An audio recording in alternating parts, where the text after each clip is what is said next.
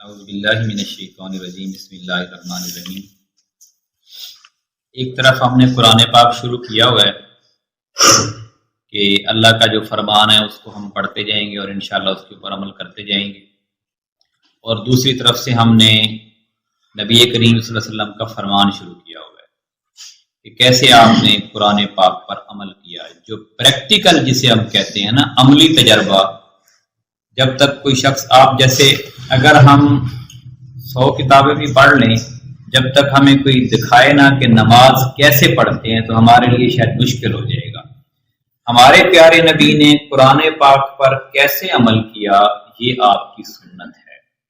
آپ صلی اللہ علیہ وآلہ وسلم نے جب دعوت کا آغاز کیا تو اس سے پہلے کے جو حالات تھے مکہ کے اندر، ان کو ہم پچھلے 1-2 جمعوں سے پڑھ رہے ہیں کہ وہ کیسے حالات تھے کہ لوگ ایک دم آپ کے مخالف ہو گئے۔ جیسے میں نے عرض کیا تھا کہ ایک شخص تھا، وہ اس نے حضرت اسماعیل علیہ السلام کی اولاد سے تھا، اس نے دین ابراہیم میں بت پرستی کا آغاز کیا۔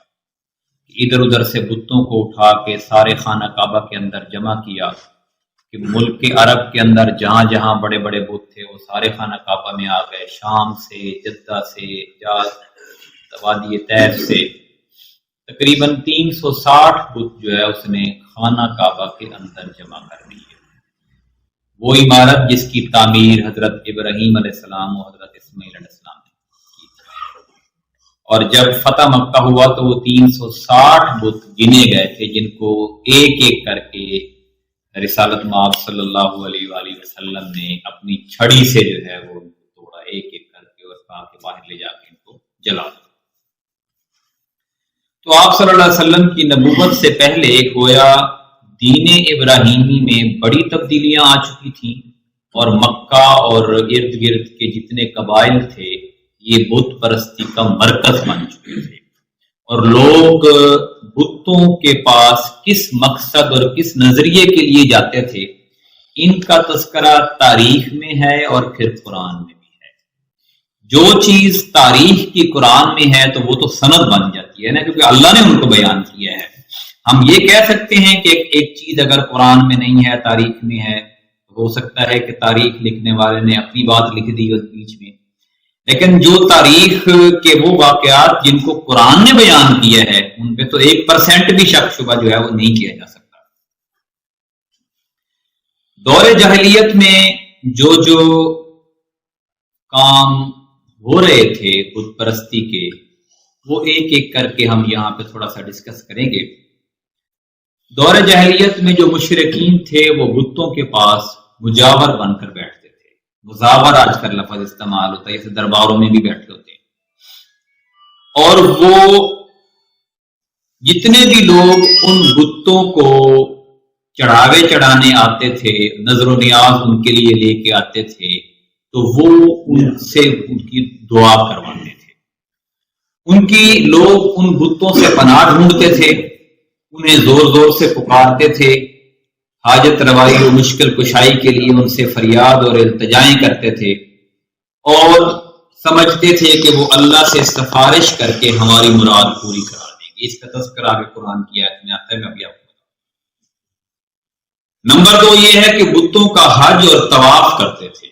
پہلے تو خانہ کعبہ کا حج اور طواف ہوتا تھا، پھر انہوں نے جب بتوں کو رکھنا شروع کر دیا تو ارد گرد کے جتنے بھی دور دراز کے لوگ آتے تھے ان کو یہ تبلیغ کی جاتی تھی کہ آپ یہ بتوں کا بھی آپ حج اور طواف کریں۔ ان کے سامنے عجز و نیاز سے پیش آتے تھے اور انہیں سجدہ کرتے تھے۔ بتوں کے لیے نذرانے اور قربانیاں پیش کرتے، اور قربانی کے ان جانوروں کو کبھی بتوں کے آستانوں پر لے جا کر ذبح کرتے تھے اور کبھی کسی بھی جگہ ذبح کر لیتے تھے، مگر بتوں کے نام پر ذبح کرتے تھے۔ ذبح کی ان دونوں صورتوں میں کو اللہ تعالیٰ نے قرآن مجید میں بیان کیا ہے۔ سورہ المائدہ کی آیت نمبر 3 ہے، اس کے اندر اللہ تعالیٰ نے جتنی بھی چیزیں حرام کی ہیں مسلمانوں کے لیے اس کی وضاحت پیش کی ہے، اور اس میں سے ایک یہ ہے وَمَا ذُبِحَ عَلَى النُّصُبِ، کہ جو آستانے کے سامنے جو بھی جانور ذبح کیا جائے وہ مسلمانوں کے لیے حرام ہے۔ نصبی جو ہے یہ اردو میں بھی بولا جاتا ہے، نصب کر دینا، گاڑ دینا، جیسے جھنڈا گاڑ دیتے ہیں۔ تو جہاں پہ بت لگا بیٹھا ہو، بت کو گاڑا ہوا ہو، بت رکھا ہوا ہو، اس کے سامنے اگر کوئی جانور ذبح کرتے ہیں تو وہ مسلمانوں کے لیے حرام ہے۔ پھر فرمایا یہ سورہ الانعام کی آیت نمبر 121 میں وَلَا تَأْكُلُوا مِمَّا لَمْ يُذْكَرِ اسْمُ اللَّهِ عَلَيْهِ، اس جانور کا گوشت مت کھاؤ جس پر اللہ کا نام نہ لیا گیا۔ یعنی اگر کوئی جیسے وہ لوگ جانور جو تھے وہ ہبل ایک بت تھا جو سب سے بڑا تھا ان کا خدا، اس کے نام پر ذبح کرتے تھے، لات کے نام پر ذبح کرتے تھے، عزا کے نام پر ذبح کرتے تھے۔ اور اس کی تو تاریخ میں اور بھی بڑی مثالیں ہیں کہ جب غزوہ احد میں مسلمان شہید ہوئے تو جو اس وقت اسلام نہیں لائے تھے حضرت ابو سفیان، تو انہوں نے یہ نعرہ لگایا تھا کہ ان کی جو لات اور عزا اور منات اور حبل جو ہے وہ ان کی فتح مبارک ہو۔ تو پھر ادھر سے رسول صلی اللہ علیہ وسلم نے حضرت عمر فاروق کو کہا تو پھر انہوں نے نعرہ لگایا۔ تو یہ بت بڑے پرانے تھے اور ان کے نام کے جو جانور جو تھے وہ ذبح کیے جاتے تھے، اس لیے اس کا تذکرہ سورہ الانعام میں اور سورہ مائدہ میں آیا ہے۔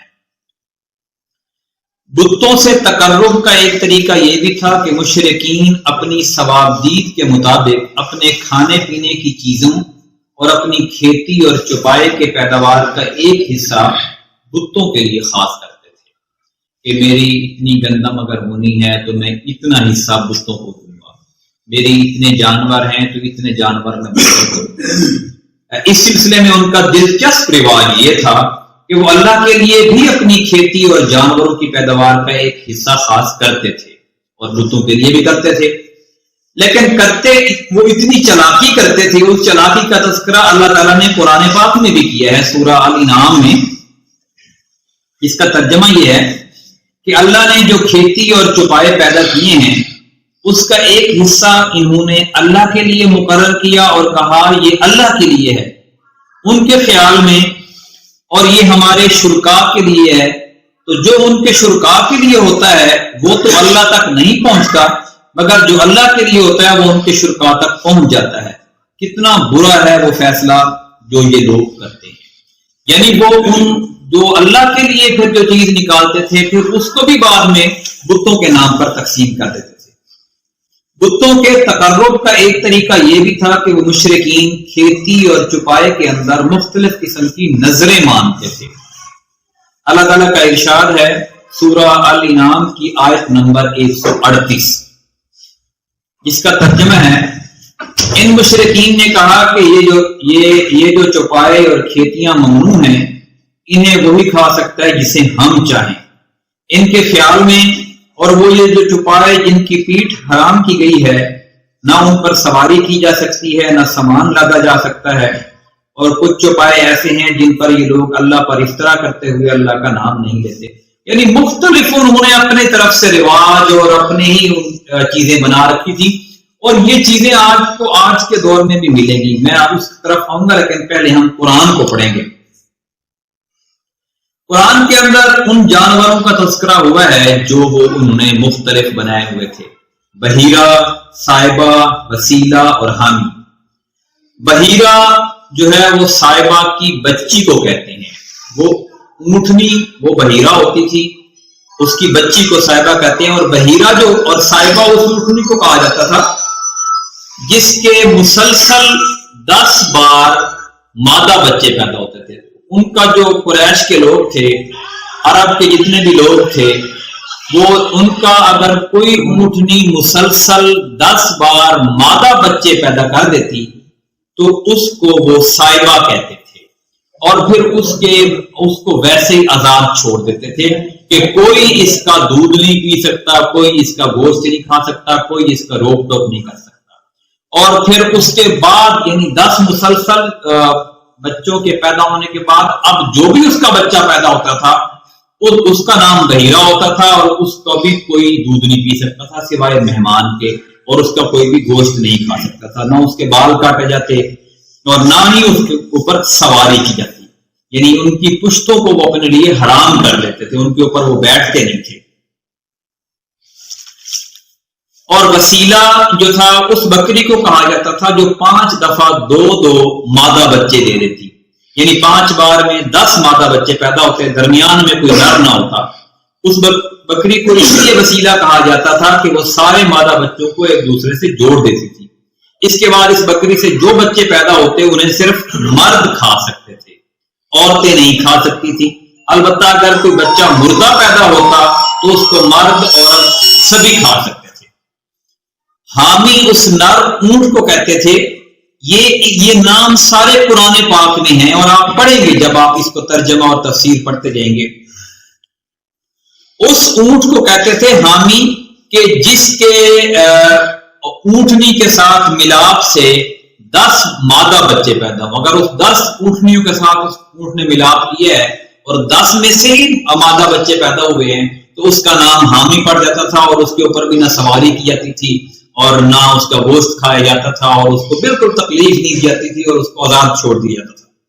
قرآن پاک کی سورہ مائدہ کی آیت نمبر 103 ہے۔ اللہ نے ما جعل اللہ من بحیرۃ ولا صائبۃ ولا وسیلۃ ولا حام ولکن الذین کفروا یفترون علی اللہ الکذب واکثرهم لا یعقلون۔ اللہ نے نہ کوئی بحیرہ پیدا کی ہے، نہ کوئی صائبہ پیدا کی ہے، نہ کوئی وسیلہ اور نہ کوئی حامی بنایا ہے، لیکن جن لوگوں نے کفر کیا وہ اللہ پر جھوٹ گڑتے ہیں اور ان میں سے اکثر عقل نہیں رکھتے۔ یعنی وہ یہ کہتے تھے کہ یہ اللہ کا حکم ہے۔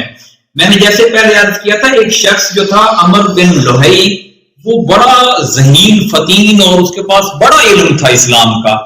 اس نے یہ کہا کہ یہ میں شام گیا ہوں اور شام میں پیغمبروں کی سرزمین ہے اور یہ دین ابراہیمی میں یہ شامل ہے کہ جو ایسے ایسے جانور ہوں تو ان کے ساتھ یہ رویہ اختیار کرنا چاہیے، لیکن اللہ نے کہا کہ اس نے جھوٹ بولا ہے اللہ کے ساتھ۔ اللہ نے کسی کتاب میں جو پہلے گزری ہیں، یعنی تورات، انجیل، زبور اور جو صحیفے گزرے ہیں، یا جو موجودہ کتاب ہے قرآن، کسی میں بھی ایسا کوئی تذکرہ نہیں کیا۔ یہ باطل رسومات ہیں اور مسلمانوں کا ان کے اوپر بالکل یقین نہیں ہونا چاہیے۔ ان مشرک ایک اور جگہ پہ سورہ الانعام کی آیت نمبر 139 میں آیا ہے، وَقَالُوا مَا فِي بُطُونِ هَٰذِهِ الْأَنْعَامِ خَالِصَةٌ لِّذُكُورِنَا وَمُحَرَّمٌ عَلَىٰ أَزْوَاجِنَا وَإِن يَكُن مَّيْتَةً فَهُمْ فِيهِ شُرَكَاءُ۔ ان مشرکین نے کہا کہ ان چپایوں کے پیٹ میں جو کچھ ہے وہ خالص ہمارے مردوں کے لیے ہے اور ہماری عورتوں پر حرام ہے، البتہ اگر وہ مردہ ہو تو اس میں مرد و عورت سب شریک ہے۔ یہ پیچھے آ چکا ہے جیسے میں نے آپ کو عرض کیا۔ چپایوں کی مذکورہ اقسام یعنی بحیرہ، صائبہ وغیرہ کے کچھ دوسرے مطالب بھی بیان کیے گئے ہیں جو آگے میں تاریخ کی کتابوں میں بھرے پڑے ہیں، لیکن ان کا واضح طور پر قرآن نے نفی کی ہے۔ حضرت سعید بن مسیب رحمۃ اللہ علیہ کا بیان ہے کہ یہ جانور ان کے طاغوتوں کے لیے تھے، یعنی جو بڑے بڑے سردار تھے قبیلوں کے اور علاقوں کے، ان کے لیے یہ جانور مخصوص ہوتے تھے کہ جو اونٹنی یا اونٹ اور جو بکری جو 10 مادہ بچے دے چکی تھی اور وہ اونٹ جس کے ملاپ سے 10 مادہ بچے پیدا ہوتے تھے، ان کو استعمال صرف وہ جو بڑے بڑے سردار تھے، دولت مند حکمران تھے، وہی کر سکتے تھے، باقی نہیں کر سکتے تھے۔ عرب اپنے بتوں کے ساتھ یہ سب کچھ اس عقیدے کے ساتھ کرتے تھے کہ یہ بت انہیں اللہ کے قریب کر دیں گے۔ یہ بات بھی آپ توجہ سے سنیں، یہ تاریخ کی بات نہیں ہے، یہ قرآن کی بات ہے کہ وہ جو ان بتوں کے اوپر چڑھاوے چڑھاتے تھے، نظر و نیاز مانگتے تھے، ان کے لیے ان سے اپنی حاجتیں پوری کرواتے تھے، وہ ان کا یہ یقین نہیں تھا کہ یہ بت سارا کچھ کر سکتے ہیں۔ وہ یہ کہتے تھے کہ یہ بت اللہ کے ہاں ہماری جلدی فرمائش کر دیتے ہیں، سفارش کر دیتے ہیں۔ جیسے قرآن پاک میں سورہ آل عمران کی آیت نمبر 39 ہے۔ یہ جو ہم گفتگو کرتے ہیں نا، اس کی ویڈیو بھی ہوتی ہے ریکارڈ، آپ جب بعد میں گھر جاتے ہیں آپ اس کو سنا کریں اور اس آیت کو کھول کے آپ نے ضرور پڑھنا ہے اس کی تفسیر، کہ جو ہم نے پڑھا ہے کیا یہ واقعی ایسا ہے یا ہم کسی اور گمان میں ہیں۔ اللہ فرماتا ہے ما نعبدہم الا لیقربونا الی اللہ زلفا، ہم ان کی عبادت محض اس لیے کر رہے ہیں کہ وہ ہمیں اللہ کے قریب کر دیں. دیکھ نا، لیقربونا، قریب کر دیں. عربی زبان اور اردو کے کافی سارے لفظ ملتے جلتے ہیں. اور ایک اور جگہ پہ فرمایا وَيَعْبُدُونَ مِن دُونِ اللَّهِ مَا لَا يَضُرُّهُمْ وَلَا يَنفَعُهُمْ وَيَقُولُونَ هَؤُلَاءِ شُفَعَاؤُنَا عِندَ اللَّهِ. یہ مشرکین اللہ کے سوا ان کی عبادت کرتے ہیں جو انہیں نہ نفع پہنچا سکیں نہ نقصان، اور کہتے ہیں کہ یہ اللہ کے پاس ہمارے سفارشی.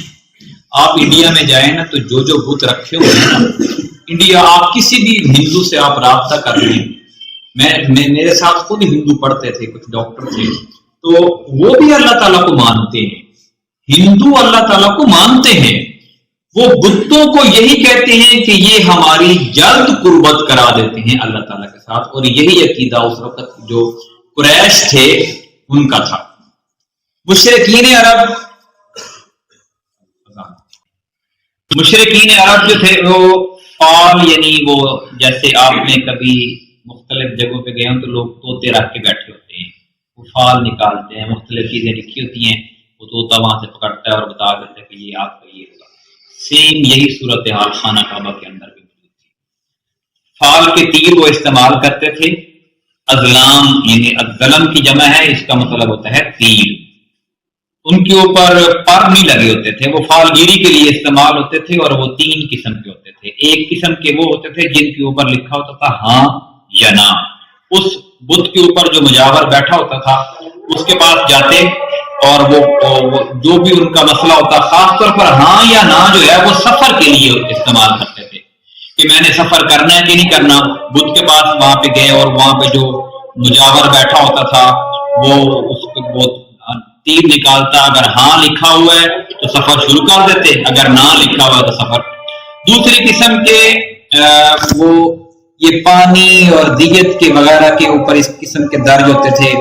اور تیسری قسم کے یہ کہ اس میں یہ جو بعض اس وقت دور میں نکاح کی مختلف قسمیں تھیں، آگے وضاحت میں آئیں گی کہ یہ اولاد کس کی ہے. اکثر پتہ نہیں ہوتا تھا کہ ایک عورت 10 لوگوں سے بھی نکاح کر لیتی تھی اس دور میں، تو اس پتہ نہیں چلتا تھا کہ یہ اولاد کس کی ہے. تو وہ آ کے وہ تیر سے پتہ چلاتی تھی کہ وہ جس قبیلے کے یا جس فرد کے نام کا تیر نکل آتا تھا پھر وہ اولاد اس کی ہوتی تھی.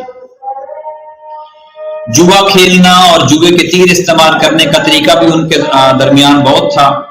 کاہن ان کے ہاں بہت زیادہ ہوتے تھے جن کو ہم جادوگر کہتے ہیں، جو آنے والے کاہن کہتے ہیں جو آنے والے واقعات بتا دے کہ اب وزیر اعظم کون بنے گا. یہ ٹی وی پہ بھی آئے بیٹھے ہوتے ہیں اور حالات ملک کے کس طرف جائیں گے. ایک تو ویسے ڈسکشن ہوتی ہے نا جو آپ طے کر لیتے ہیں، وہ کاہن نہیں ہوتا. جیسے آپ 2-4 بچے آپ کہتے ہیں یار یہ میرا بچہ زیادہ ذہین ہے، یہ میرا کم ذہین ہے، یہ بڑا ہو کر یہ بنے گا، یہ سوچنا کوئی بری بات نہیں ہے. لیکن کاہن یہ ہوتا ہے کہ آپ کو وہ ایک بتاتا ہے کہ آپ اب جو ہے وزیر اعظم فلاں شخص ہوگا اور آپ اس کے اوپر یقین کر لیتے ہیں کہ واقعی ہوگا. یا آپ کے جو چوری ہوئی ہے وہ اس کا چور فلاں شخص ہے تو آپ اس پہ یقین کر لیتے ہیں، حالانکہ اس کے پاس کوئی علم نہیں ہوتا.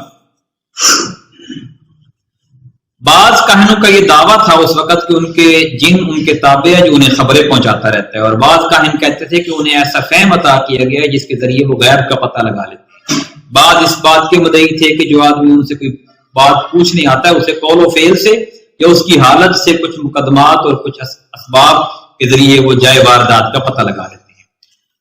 اس قسم کے آدمی کو عراف بھی کہا جاتا تھا. عراف اسے کہتے تھے جو شخص ایک گھر میں چوری ہوئی ہے تو وہ آنکھیں بند کر کے، اسے ہم انگلش میں تو ایلوژن کہتے ہیں، کہ وہ آپ کو بتا دیتا تھا، ایک شخص کو کہتا تھا سامنے بٹھا کے کہ آپ آنکھیں بند کرو، اچھا اب آپ کو کچھ نظر آ رہا ہے؟ ہاں کہتا جی نظر آ رہا ہے، ابھی یہاں سے چوری ہو رہی ہے، چور اس راستے سے جا رہا ہے اور فلاں جگہ پہ جا کے چور پہنچا. یعنی اس کو عراف کہتے تھے. اس کا بھی تذکرہ ہے. مشرکین میں بدشگونی بھی بہت زیادہ تھی اور عربی میں اس کو تیرا کہتے ہیں. مثلا اس کی ایک شکل یہ تھی کہ اگر کوئی شخص گھر سے نکلتا اور اس کے سامنے سے چڑیا اڑتی اور وہ چڑیا اگر دائیں طرف چلی جاتی تو وہ کہتے تھے اب ہمارا سفر کامیاب ہو، اور چڑیا اگر بائیں طرف چلی جاتی تو وہ سفر ترک کر دیتے، کہتے تھے ہمارا سفر جو ہے وہ اب کامیاب نہیں ہوگا۔ اچھا، اس سے ملتی جلتی جو باتیں ہیں وہ میں نے اپنے علاقے میں اور اپنے گھرانوں میں بھی دیکھی ہیں، اور ابھی تک کافی حد تک ہو رہی ہیں۔ اور مشرکین جو تھے وہ خرگوش کی ٹخنے کی ہڈی کو بھی اپنے گھروں میں لٹکاتے تھے برکت کے لیے، اور کچھ عورتوں کو وہ منحوس کہتے تھے کہ یہ فلاں عورت منحوس ہے، یہ گھر میں آ جائے تو یہ نقصان ہو سکتا ہے، اور بیماریوں کو چھوت کہتے تھے۔ اور جو کسی شخص کا اگر کوئی قتل ہو جاتا تو وہ کہتے تھے کہ اس کی جو روح ہے وہ الو بن کے گھومتی رہتی ہے، اور اس کی روح کو تسکین نہیں ہوتی جب تک آپ اس کے قتل کا بدلہ نہیں لیتے۔ یہ آج کل بھی ہندوؤں میں آپ کو یہ چیز ان کے ڈراموں میں یہ ملتی ہے۔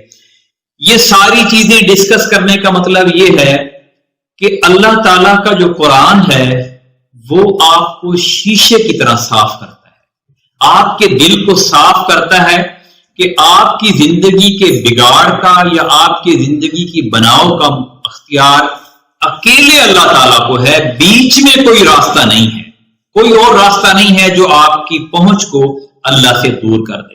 جیسے قرآن پاک میں ہی آگے چل کے آئے گا، نبی کریم صلی اللہ علیہ وسلم کے توسط سے ہی ظاہرہ ہمیں اللہ سے ملاقات ہے۔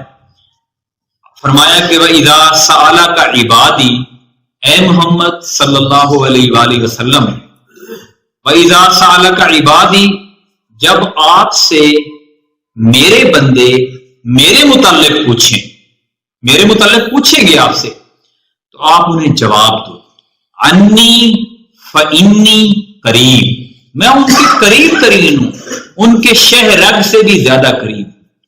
یہ شہ رگ ہوتی ہے یہاں پہ جو خون کی جو نالی ہوتی ہے نا، جب ہم جانور ذبح کرتے ہیں جو اس کو پورے کاٹنا پڑتا ہے، پھر وہ جانور حلال ہوتا ہے تاکہ وہ خون سارا نکل جائے۔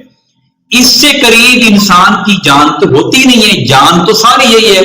اللہ نے فرمایا کہ میں اس سے بھی زیادہ انسان کے قریب ہوں۔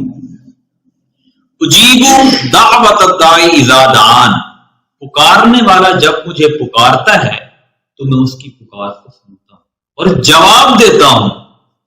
جواب کیا دیتا ہوں؟ اس کو اللہ تعالیٰ نے راز میں رکھا ہے کہ میں نے آپ کی بات ماننی ہے نہیں ماننی، اس کو راز میں رکھا ہے۔